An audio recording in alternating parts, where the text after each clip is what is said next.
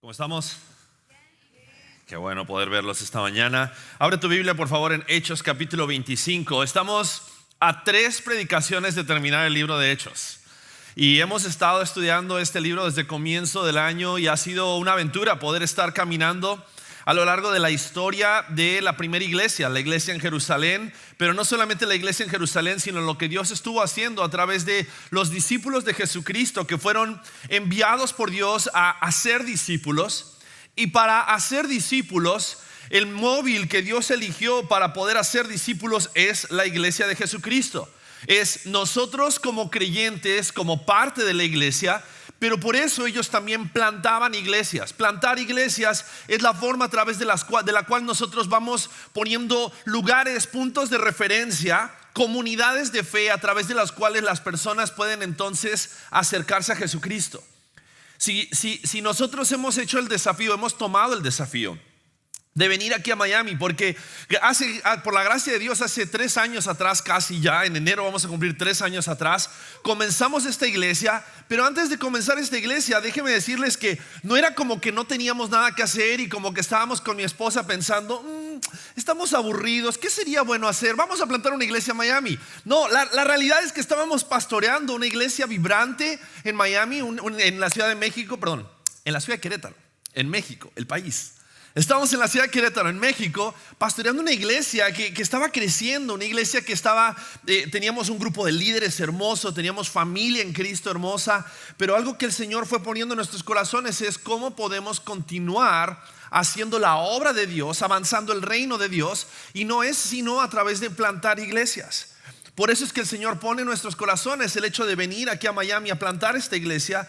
Y soñamos con que a través de esta iglesia, porque Miami es una ciudad muy grande, podamos también plantar otras iglesias en esta ciudad para hacer el evangelio accesible y alcanzable, para que personas puedan estar escuchando la predicación de la palabra, puedan adorar en una comunidad de personas que conocen a Cristo y aman a Cristo como tú y como yo. Y eso es lo que vemos en el libro de Hechos: personas movidas por el Espíritu Santo para poder estar predicando el evangelio, para poder estar haciendo discípulos y cumpliendo con la misión de Dios para ellos. Y llegamos a Hechos capítulo 25 y vamos a ver la segunda y la tercera defensa del apóstol Pablo y la última defensa del apóstol Pablo.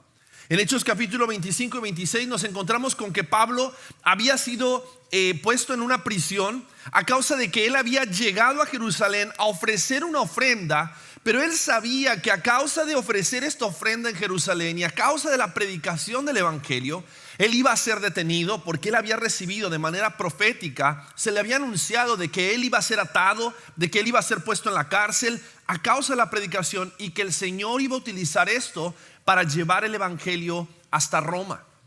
Y entonces Pablo llega a Jerusalén, ofrece su ofrenda, y entonces después de eso él es detenido a causa de una turba que se levanta. Los judíos no querían escuchar la predicación del evangelio y se resistieron al evangelio, se resistieron al mensaje de la resurrección de Jesucristo, se resistieron al mensaje de que Jesucristo es el Mesías, es el Hijo de Dios. Y entonces los romanos detienen a Pablo, lo resguardan después de que tal vez estuvieron a punto de golpearlo, a punto de azotarlo, pero se dieron cuenta que era un ciudadano romano. Dios providencialmente usó eso para preservar la vida de Pablo. Y en este momento al que llegamos, en Hechos 25, Pablo lleva 2 años en la prisión. 2 años en la prisión en Cesarea, 2 años detenido. Y tal vez para cualquier otro podría llegar a pensar: Dios podría estar haciendo mejor uso de mi tiempo. Dios podría estar haciendo mejor uso de mis dones. El apóstol Pablo tal vez podría haber llegado a pensar: tanta formación, tanta preparación, tanto que el Señor ha depositado en mí, ¿para qué? Para que 2 años esté detenido en la prisión.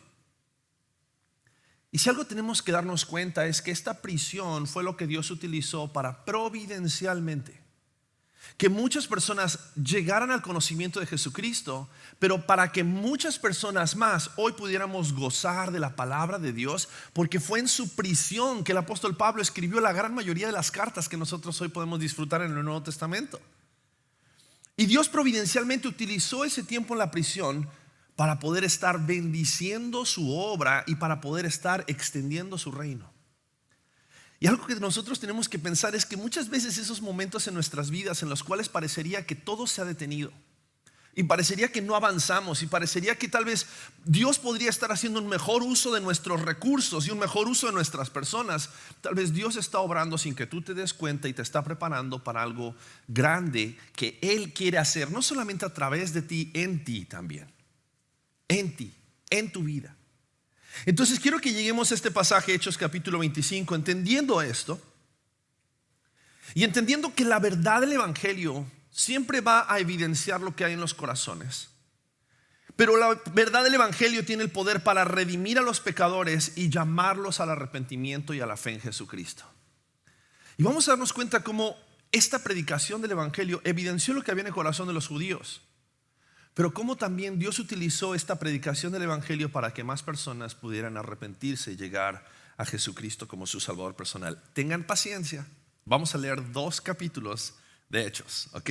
Lo vamos a ir separando por partes, pero quiero que tengan paciencia y prestemos atención a lo que dice el texto. Vamos a empezar en el versículo 1. Dice así: Festo, entonces, 3 días después de haber llegado a la provincia, subió a Jerusalén desde Cesarea, y los principales sacerdotes y los judíos más influyentes le presentaron acusaciones contra Pablo e insistían con Festo, pidiéndole el favor de que hiciera traer a Pablo a Jerusalén, preparando ellos al mismo tiempo una emboscada para matarlo en el camino. Pero Festo respondió que Pablo estaba bajo custodia en Cesarea y que en breve él mismo saldría para allá. Por tanto les dijo que los más influyentes de ustedes vayan allá conmigo, y si hay algo malo en el hombre, que lo acusen. Y vamos a parar ahí. ¿Quién es Festo? Festo fue la persona que fue puesta por el gobierno romano después de Félix. Si leemos los últimos versículos en Hechos capítulo 4, vemos que Félix era el gobernador sobre toda esta provincia romana. Y Félix era conocido por ser una persona violenta, una persona agresiva, una persona impulsiva.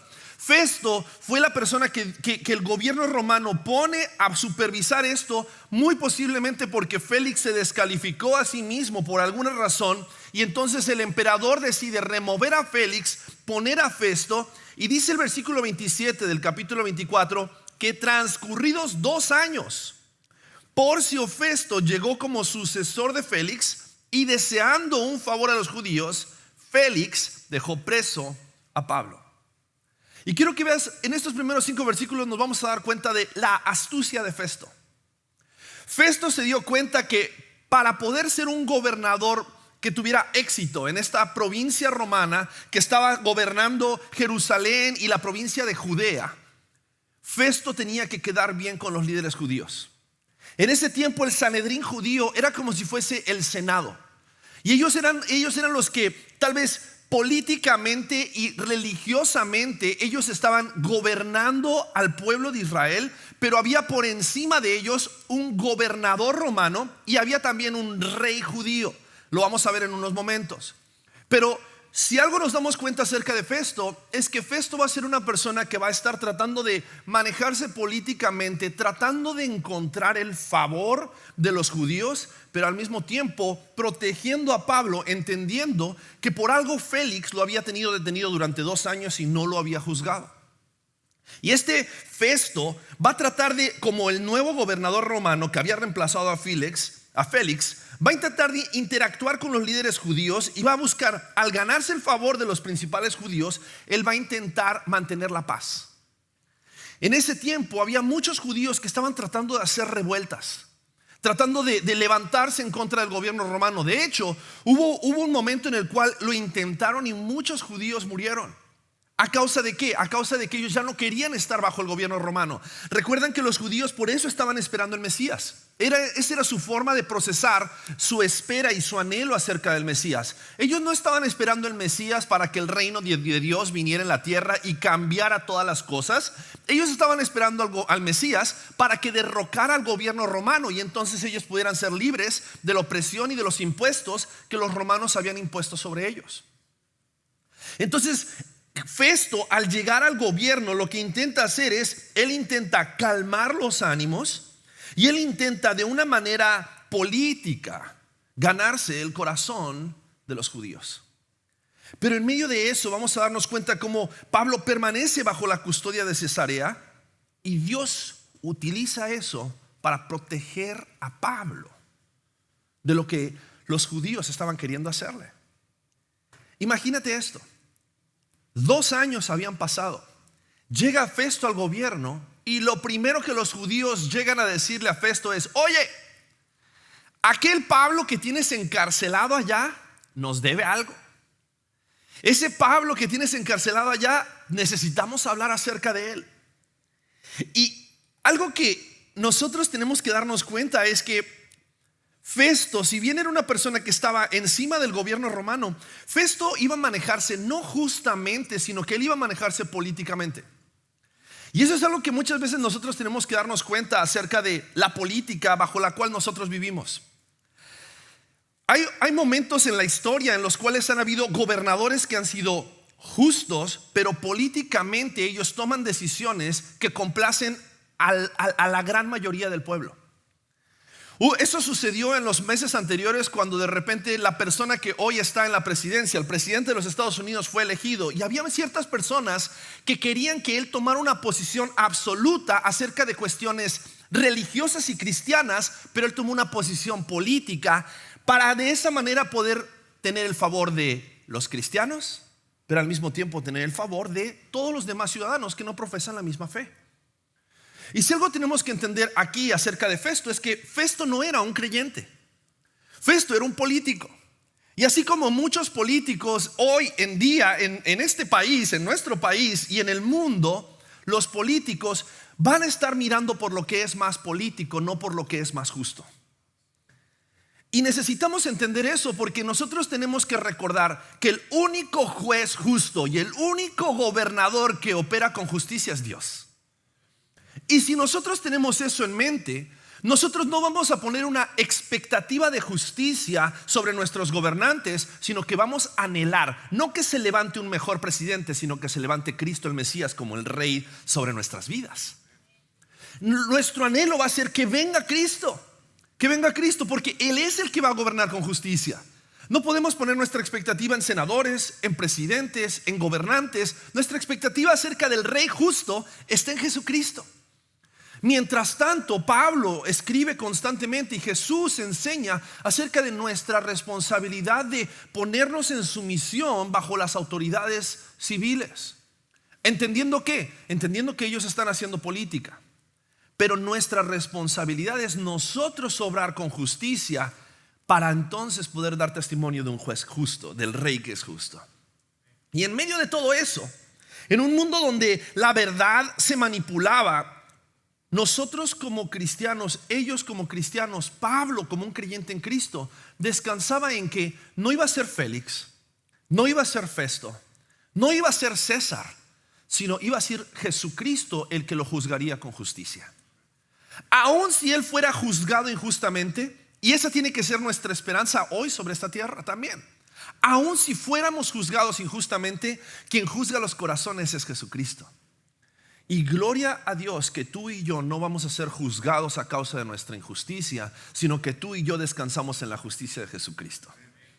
Porque por la justicia de Jesucristo y por la muerte de Jesucristo en la cruz, su justicia nos ha sido dada, y entonces tú y yo delante de los ojos de Dios somos declarados justos.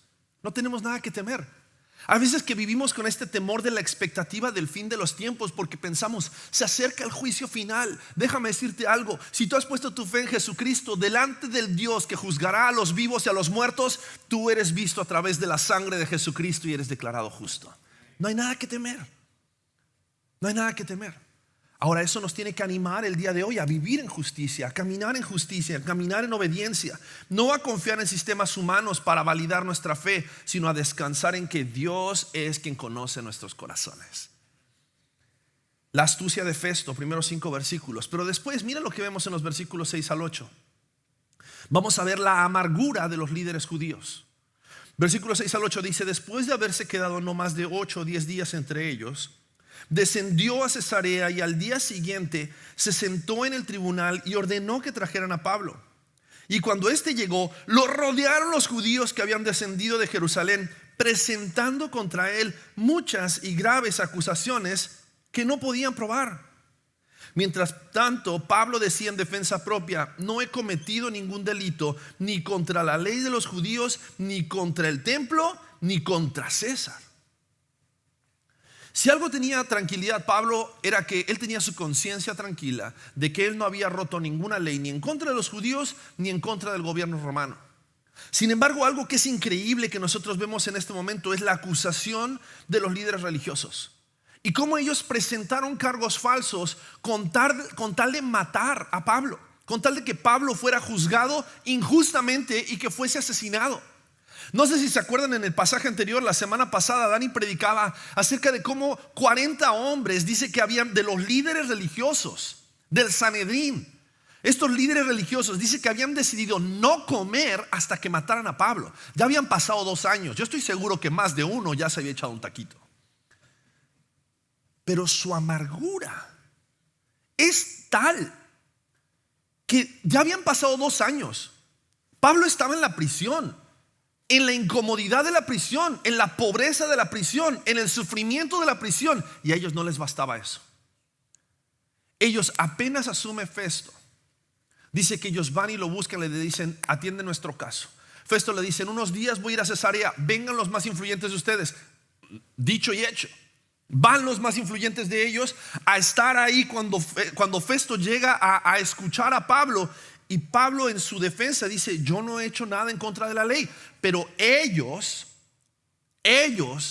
estaban procurando la muerte de Pablo. Y la evidencia de la amargura de los líderes judíos es impresionante.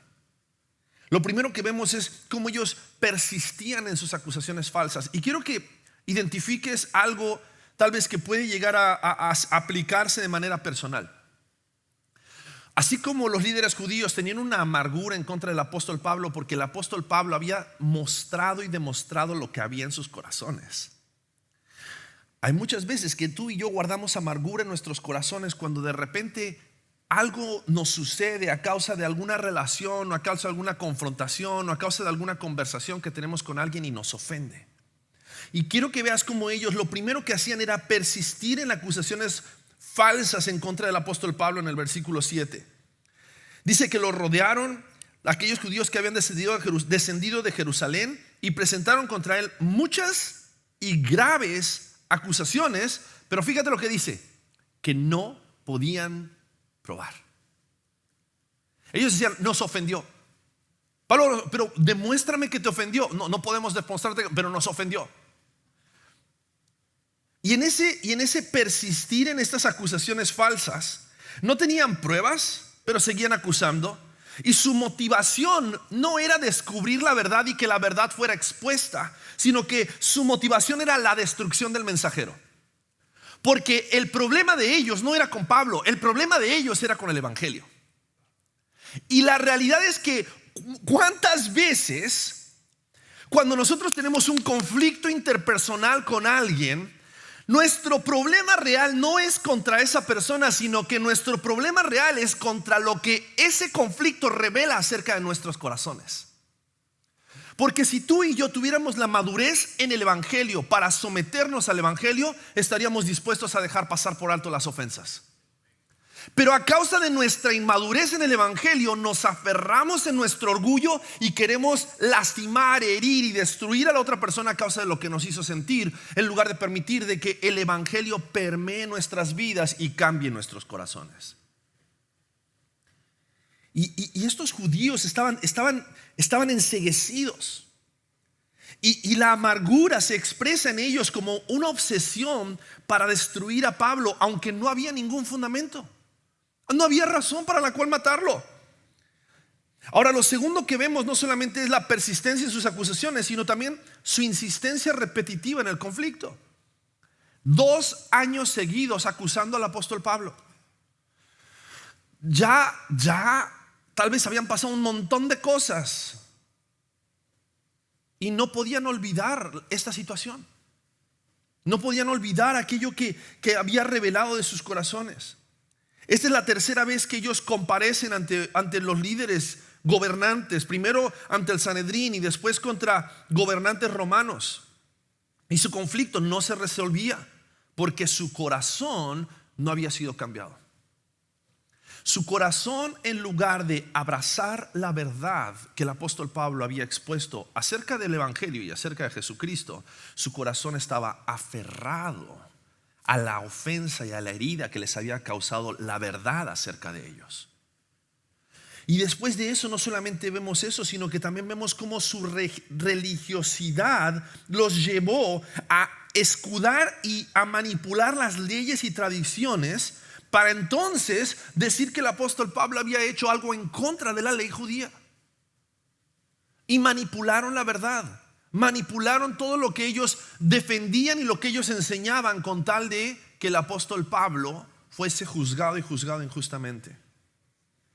La amargura en la vida de los judíos y la amargura cuando nosotros la permitimos en nuestras vidas nos lleva a tener una distorsión del juicio moral, nos lleva a tener un desgaste emocional y espiritual, pero también nos lleva a tener una reacción intensificada ante la demostración de la verdad. Y aunque la verdad no necesita defenderse, nosotros sí necesitamos defender nuestro orgullo.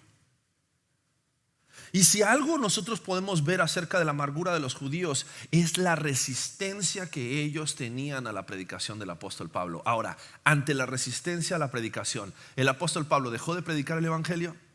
No.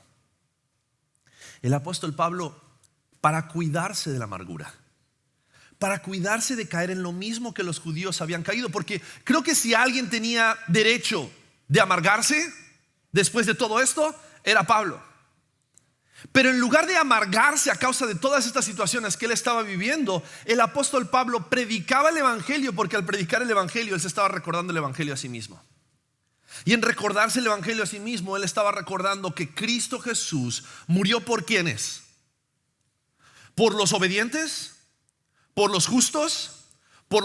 No, él murió por ¿quiénes? Por los pecadores. Y aún por ese pecado, por esas mentiras, por esas acusaciones falsas, aún por ese juicio que ellos estaban haciendo sobre Pablo, Cristo murió en la cruz del Calvario. Y cada vez que nosotros nos recordamos el evangelio a nosotros mismos, las ofensas de las demás personas, tenemos que recordar que aún por esas ofensas, Cristo murió en la cruz del Calvario. Por nuestras ofensas y por las ofensas de las personas que están a nuestro alrededor. Y si nosotros somos obedientes en recordarnos el evangelio a nosotros mismos y recordarle el evangelio a las personas aún que nos han ofendido, vamos entonces a poder experimentar la limpieza que trae el evangelio y quita la amargura, quita el rencor de nuestros corazones al nosotros hacernos sensibles a la verdad de que Jesucristo murió en la cruz del Calvario para aplacar la ira de Dios y ya no hay más condenación para aquellos que hemos puesto nuestra fe en Cristo Jesús. Es así. La amargura, si no se trata, si nosotros no tratamos con la amargura, si los judíos no trataban con la amargura, sus almas iban a ser destruidas, su entendimiento iba a continuar enceguecido, iba a distorsionar su concepto de justicia y los iba a llevar a seguir resistiendo el evangelio. No te resistas. No permitas que la amargura, no permitas que el dolor, no permitas que el rencor te lleve a dejar de permitir que el evangelio haga su obra en tu vida, santificando y limpiando, salvándote de tu propio pecado. Pero el apóstol Pablo, guardando su corazón, él responde en el versículo 8: no he cometido ningún delito ni contra la ley de los judíos, ni contra el templo, ni contra César. Entonces Pablo apela a César. Vemos en el versículos 9 al 12 la apelación de Pablo a César. Pero Festo, queriendo hacer un favor a los judíos, respondió a Pablo y dijo: ¿estás dispuesto a subir a Jerusalén y a ser juzgado delante de mí por estas acusaciones? Entonces Pablo respondió: ante el tribunal de César estoy, que es donde debo ser juzgado. Ningún agravio he hecho a los judíos, como también usted muy bien sabe. Si yo soy pues un malhechor y he hecho algo digno de muerte, no rehúso morir. Pero si ninguna de esas cosas que estos me acusan es verdad, nadie puede entregarme a ellos. Apelo a César. Entonces Festo, habiendo deliberado con el consejo, respondió: a César has apelado, a César irás. Festo, continuando, tratando de apaciguar los ánimos con los judíos, él estaba dispuesto a decirle a Pablo: oye, ¿sabes qué? Vamos a Jerusalén y ser juzgado por... No, Pablo dijo: no. Porque mi juicio no es un juicio acerca de mi moralidad y mi religiosidad. Este es un juicio acerca del evangelio. Y el evangelio no iba a ser detenido en este momento en Cesarea y en Jerusalén. El evangelio tenía que llegar a Roma. Entonces Pablo apela a César, y en su apelación a César, entonces Pablo va a ser enviado para poder estar dando testimonio en Roma. Porque más que una defensa, más que defender su caso, Pablo entendía que él tenía una misión. Su misión era seguir predicando el evangelio. Seguir predicando el evangelio a los gentiles.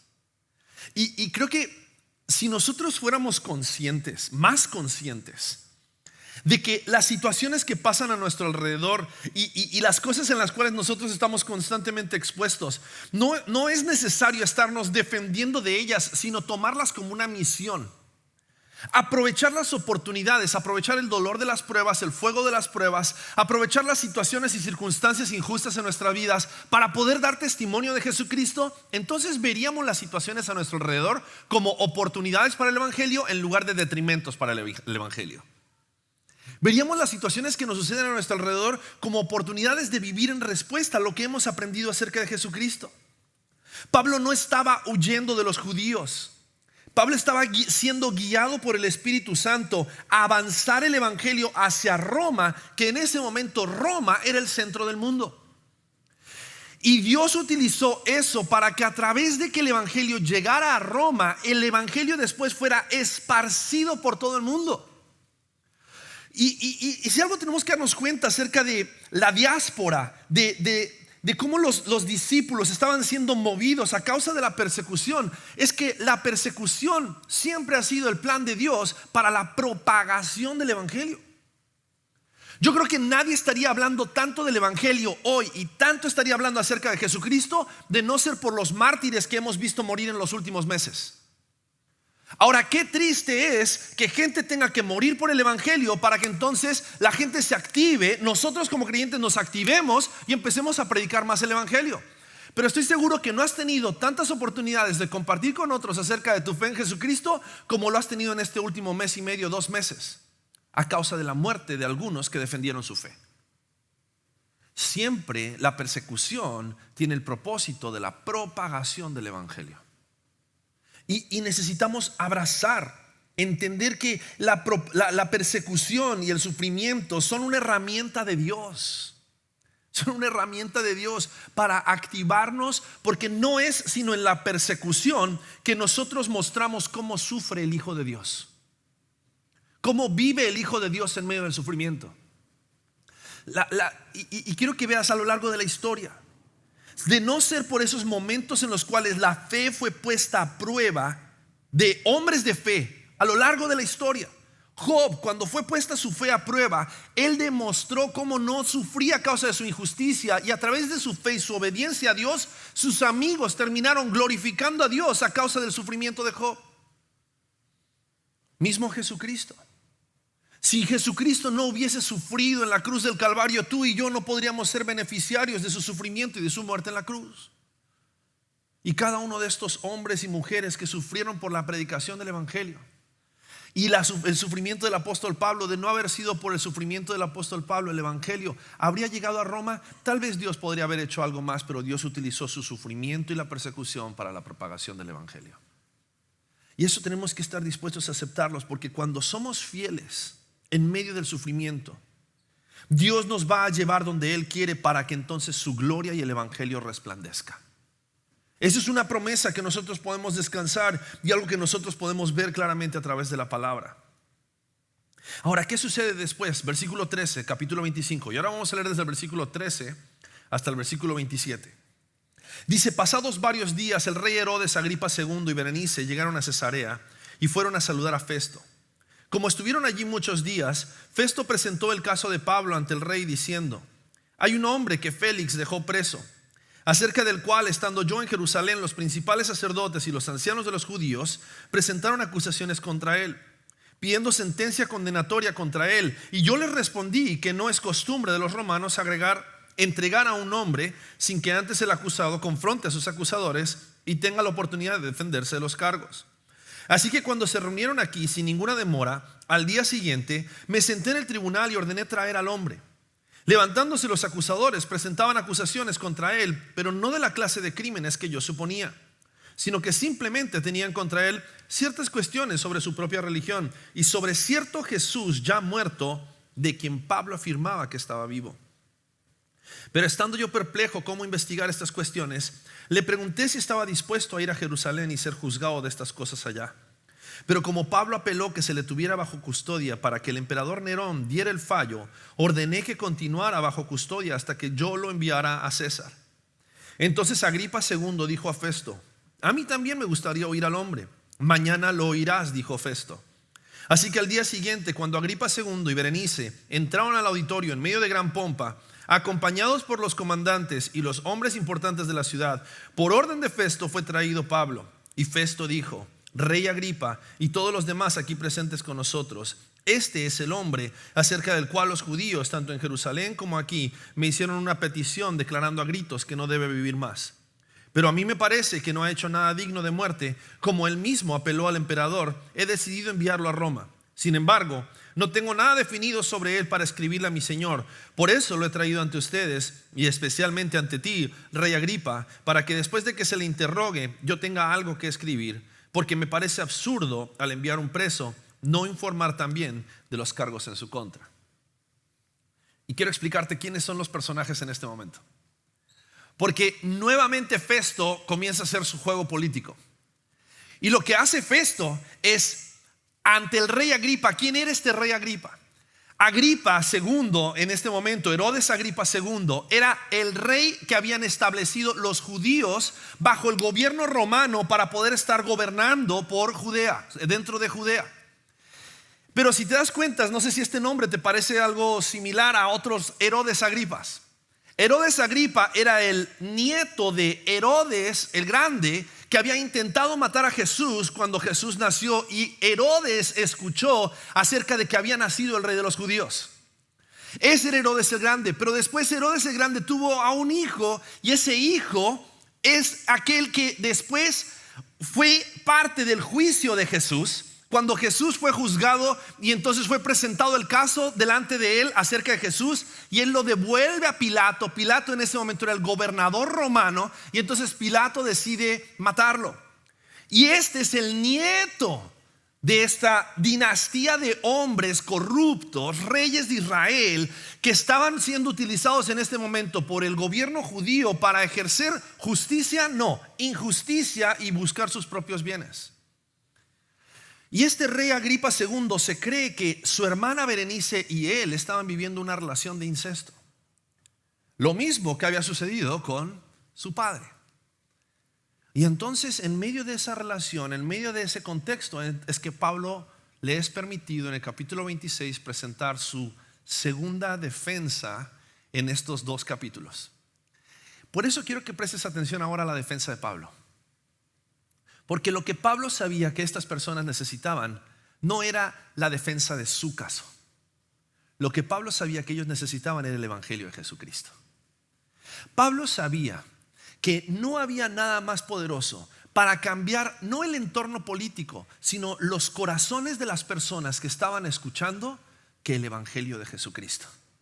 Y el apóstol Pablo no iba a perder el tiempo tratando de señalar y tratando de hacerles ver cómo eran culpables de una cosa y de la otra, sino en el capítulo 26 vamos a darnos cuenta cómo la audiencia de Pablo se convierte en un argumento, no en defensa propia, sino en defensa del evangelio, y en mostrar cómo Jesucristo tiene el poder de transformar el corazón de todos aquellos que creen en el poder de la resurrección de Jesús.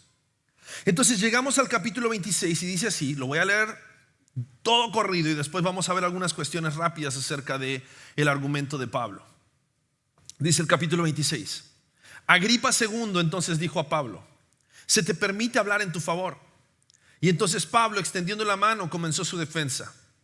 Con respecto a todo aquello de lo que los judíos me acusan, me considero afortunado, rey Agripa, de poder presentar hoy mi defensa delante de usted, sobre todo porque es experto en todas las costumbres y controversias entre los judíos. Agripa II no desconocía todo lo que había sucedido en los últimos 80 años en el pueblo de Israel. Oh rey Agripa, le dice, sobre todo porque es experto en todas las costumbres y controversias de los judíos, por lo cual les ruego que me escuche con paciencia. Versículo 4. Pues bien, todos los judíos conocen mi vida desde mi juventud, que desde el principio transcurrió entre los de mi pueblo y en Jerusalén, puesto que ellos han sabido de mí desde hace mucho tiempo. Y si están dispuestos a testificar que viví como fariseo, de acuerdo con la secta más estricta de nuestra religión, y ahora soy sometido a juicio por la esperanza de la promesa hecha por Dios a nuestros padres, que nuestras 12 tribus esperan alcanzar al servir fielmente a Dios noche y día. Y por esa esperanza, oh rey, soy acusado por los judíos. ¿Por qué se considera increíble entre ustedes que Dios resucite a los muertos? Yo ciertamente había creído que debía hacer muchos males en contra del nombre de Jesús de Nazaret. Esto es precisamente lo que hice en Jerusalén. No solo encerré en cárceles a muchos de los santos con la autoridad recibida de los principales sacerdotes, sino que también cuando eran condenados a muerte, yo añadía mi voto. Esta es la razón por la cual se cree que el apóstol Pablo era parte del Sanedrín, porque él dio su voto cada vez que personas estaban siendo encarceladas. Versículo 11. Castigándolos con frecuencia en todas las sinagogas, procuraba obligarlos a blasfemar, y enfurecido contra ellos, seguía persiguiéndolos aún hasta en las ciudades extranjeras. Ocupado en esto, cuando iba para Damasco con autoridad y comisión de los principales sacerdotes, al mediodía, oh rey, yendo de camino, vi una luz procedente del cielo, más brillante que el sol, que resplandecía alrededor mío y de los que viajaban conmigo. Y después de que todos caímos al suelo, oí una voz que me decía en el idioma hebreo: Saulo, Saulo, ¿por qué me persigues? Dura cosa te es dar cosas contra el aguijón. Yo entonces dije: ¿quién eres, Señor? Y el Señor dijo: yo soy Jesús a quien tú persigues. Pero levántate y ponte en pie, porque te he aparecido con el fin de designarte como ministro y testigo, no solo de las cosas que has visto, sino también de aquellas en que me apareceré a ti. Te rescataré del pueblo judío y de los gentiles, a los cuales yo te envío, para que les abras sus ojos, a fin de que se conviertan de las tinieblas a la luz y del dominio de Satanás a Dios, para que reciban por la fe en mí el perdón de pecados y herencia de entre los que han sido santificados. Por tanto, oh rey Agripa, no fui desobediente a la visión celestial, sino que anunciaba primeramente a los que estaban en Damasco y también en Jerusalén, y después por toda la región de Judea y aún a los gentiles, que debían arrepentirse y volverse a Dios, haciendo obras dignas de arrepentimiento. Por esta causa algunos judíos me prendieron en el templo y trataron de matarme. Así que, habiendo recibido ayuda de Dios, continúo hasta este día, testificando tanto a pequeños como a grandes, no declarando más que lo que los profetas y Moisés dijeron que sucedería: que el Cristo había de padecer y que por motivo de su resurrección entre los muertos, Él debía ser el primero en proclamar luz tanto al pueblo judío como a los gentiles. Y mientras Pablo decía esto en su defensa, Festo dijo a gran voz, el gobernador judío: Pablo, estás loco. Tu mucho saber te está haciendo perder la cabeza. Pero Pablo le respondió: no estoy loco, excelentísimo Festo, sino que hablo palabras de verdad y de cordura, porque el rey Agripa entiende estas cosas. Y también le hablo con confianza, porque estoy persuadido de que él no ignora nada de esto, pues esto no se ha hecho en secreto. Rey Agripa, ¿crees usted en los profetas? Yo sé que cree. Entonces Agripa II le dijo a Pablo: en poco tiempo me persuadirás a que me haga cristiano. Y Pablo contestó: quisiera Dios que ya fuera en poco tiempo o en mucho, no solo usted, sino también todos los que hoy me oyen llegarán a ser tal como yo soy, a excepción de estas cadenas. Y el rey, el gobernador, Berenice y los que estaban sentados con ellos se levantaron, y mientras se retiraban hablaban entre sí diciendo: este hombre no ha hecho nada que merezca muerte o prisión. Agripa II le dijo a Festo: este hombre podría haber sido puesto en libertad si no hubiera apelado a César. Y quiero que veas algo increíble de este pasaje. Después de 2 años de haber estado en prisión injustamente, tal vez en la mazmorra más profunda de la prisión en Cesarea, para que nadie más escuchara el evangelio. En la oportunidad que tiene Pablo de salir y predicar el evangelio, Pablo proclama a Cristo resucitado. Y me recuerda lo que Jesús le dijo a sus discípulos en Lucas capítulo 12 versículos 11 y 12. Y les dijo: cuando los lleven a las sinagogas y ante los gobernantes y las autoridades, no se preocupen de cómo. O sea, no se preocupen de con qué fuerzas. No se preocupen de con qué argumentos. No se preocupen de cómo o de qué hablarán en defensa propia o qué van a decir, porque el Espíritu Santo en esa misma hora les enseñará lo que deben decir. Sabes, el Espíritu Santo se estaba moviendo, y se estaba moviendo de tal forma que Dios en su macro historia, Él estaba organizando y moviendo reyes, moviendo gobernantes, moviendo líderes políticos, moviendo personas influyentes en la sociedad para que escucharan la predicación del evangelio. Si el apóstol Pablo se hubiese enfrascado solamente en su situación, en su sufrimiento, en la posición en la cual él estaba, tal vez él se habría perdido la oportunidad de proclamar con poder el evangelio de Jesucristo, que tenía la capacidad de persuadir al mismo rey de los judíos que en ese momento estaba ejerciendo. Sin embargo, el apóstol Pablo predicó con valor, predicó con fe, sabiendo que el evangelio tiene poder para cambiar aún el corazón más corrupto, aún el corazón que está más enceguecido, aún aquel que está metidísimo en el pecado. Porque el apóstol Pablo mismo da testimonio: si había alguien que estaba enceguecido, si había alguien que estaba lejos de Dios, aunque procuraba hacer las cosas de Dios, y le dice: yo estaba ahí, yo me creía justo en mi propia justicia, sin embargo por la justicia de Jesucristo y por su gracia yo fui alcanzado. Y el testimonio y la historia del apóstol Pablo persuadió al rey Agripa, a Festo, expuso sus corazones, tanto que ellos se dieron cuenta que el apóstol Pablo no estaba sufriendo a causa de su injusticia, sino que el apóstol Pablo estaba sufriendo por causa de que Dios estaba detrás de lo que estaba sucediendo. Hijo, si el apóstol Pablo no hubiese apelado a César, ya lo habríamos dejado libre. ¿Te imaginas? Si el apóstol Pablo hubiese escuchado eso y hubiese dicho: ay, ¿por qué apelé a César? No. Eso mismo que sucedió en este escenario iba a suceder después en los próximos 3 capítulos del libro de los Hechos. 2 capítulos más donde el apóstol Pablo va a continuar predicando el evangelio y predicando el evangelio hasta Roma, y donde líderes políticos, como dice el apóstol Pablo, personas grandes pero también personas pequeñas, prisioneros, compañeros en las prisiones del apóstol Pablo o gobernantes, iban a ser impactados con el poder del evangelio de Jesucristo. Yo no sé qué será lo que Dios está queriendo hacer en tu vida específicamente. No sé el sufrimiento tal vez por el cual, o las situaciones o circunstancias por las cuales puedes llegar a estar pasando o vas a pasar.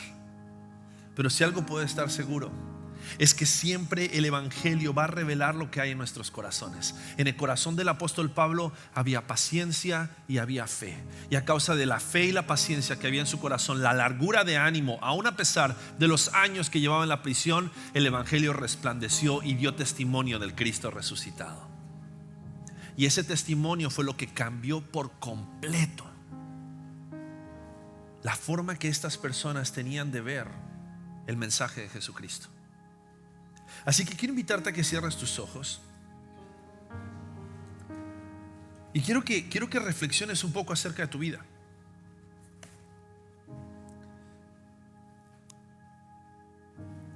¿Será que Dios quiere llevarte a reflexionar acerca de lo que está pasando en tu vida hoy, y en lugar de evitar el sufrimiento, pensar: Dios, ¿cómo quieres utilizar mis circunstancias hoy para que Cristo sea exaltado?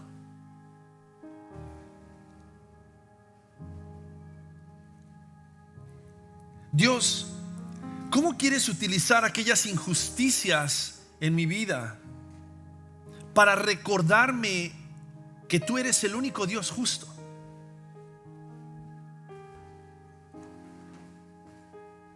Dios, ¿cómo quieres utilizar el evangelio en mi corazón para sanar tal vez aquellas heridas, amargura que hay en mi corazón, para que entonces el evangelio no solamente transforme mi vida, sino que sea un testimonio a las personas que están en mi alrededor? Dios, ¿cómo quieres utilizarme para persuadir a otros acerca del amor y de la fe, de la vida y de la transformación que hace el evangelio en la vida de una persona?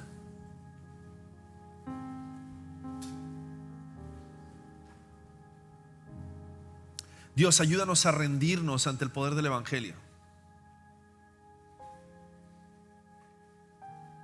Ayúdanos a vivir de tal manera que las personas a nuestro alrededor, tal vez aquellas personas con intención de acusarnos, terminen glorificando a Dios, terminen conociendo a Cristo a causa de la forma en la cual nosotros vivimos, acerca de cómo nosotros respondemos al sufrimiento y aprovechamos esas oportunidades para poder mostrar lo que el evangelio tiene la capacidad de hacer en la vida de aquellos que creen. Que si Cristo murió y sufrió en la cruz por nuestros pecados, no tenemos miedo a la muerte, tenemos esperanza de vida eterna. Y así como el apóstol Pablo, aprovechar cada oportunidad para proclamar a Cristo que resucitó de los muertos, proclamar esa tumba vacía, esa cruz donde Él fue crucificado, y a través de su muerte hoy podemos disfrutar de su justicia. Gracias, Dios, por tu palabra. Recuérdanos el evangelio, recuérdanos el poder que tiene el evangelio en nuestras vidas para traer limpieza, para traer perdón, para traer sanidad, para traer salvación a todo aquel que en ti cree. Gracias, Padre, por la vida del apóstol Pablo y su testimonio de fe, de fidelidad, en el poder del Espíritu Santo, porque estoy seguro que en sus fuerzas él ya habría desfallecido. Pero en el poder de tu Espíritu Santo, como Él mismo dio testimonio, Él se renovaba de día en día para continuar predicando tu evangelio. Ayúdanos en el poder de tu Espíritu Santo a renovar nuestras fuerzas hoy para seguir dando testimonio de ti. En el precioso nombre de Cristo Jesús oramos. Amén.